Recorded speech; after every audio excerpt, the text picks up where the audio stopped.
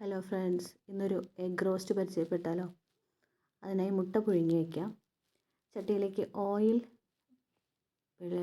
ഒഴിച്ച് പെരുംജീരകം, പട്ട, ഗ്രാമ്പൂ എന്നിവ ചേർത്ത് കൊടുക്കുക. ശേഷം ഒരല്പം കടുക്. ഇത് നന്നായി പൊട്ടി വന്നതിന് ശേഷം നമ്മൾ അതിലേക്ക് അരിഞ്ഞു വെച്ച സവാള, പച്ചമുളക്, കറിവേപ്പില എന്നിവ ചേർത്ത് കൊടുക്കണം. സവാള വളരെ കനം കുറച്ച് അരിയുന്നതായിരിക്കും നല്ലത്. പെട്ടെന്ന് വാടാൻ അത് സഹായിക്കും. നന്നായി ഉപ്പിട്ടിട്ട് നന്നായി വഴറ്റിയെടുക്കുക.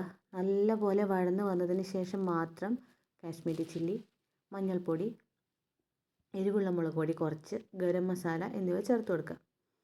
ഈ പൊടിയുടെയൊക്കെ പച്ചമണം പോകുന്നത് വരെ നന്നായി ഇത് വഴറ്റിയെടുക്കണം. പച്ചമണമൊക്കെ പോയതിന് ശേഷം അതിലേക്ക് 2 കുഞ്ഞ് തക്കാളി അരിഞ്ഞ് ചേർക്കാം. തക്കാളി നന്നായി വെന്തുടഞ്ഞ് വരുമ്പോൾ നമ്മൾ അതിലേക്ക് ഒരു 1/4 ഗ്ലാസ് വെള്ളം ചേർത്ത് കൊടുക്കാം. എല്ലാം കൂടി ഒന്ന് മിക്സ് ആവാൻ വേണ്ടിയിട്ടാണ്. ശേഷം ഈ പുഴുങ്ങി വെച്ച മുട്ടകൾ ഈ 2 പീസായി മുറിച്ച് ഈ മിക്സിൽ കവർ ചെയ്ത് വയ്ക്കാം. ശേഷം മല്ലിയില തൂവി നമുക്കിത് വാങ്ങിയെടുക്കാവുന്നതാണ്.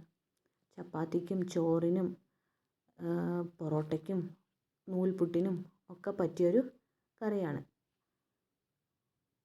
ട്രൈ ചെയ്ത് നോക്കണേ.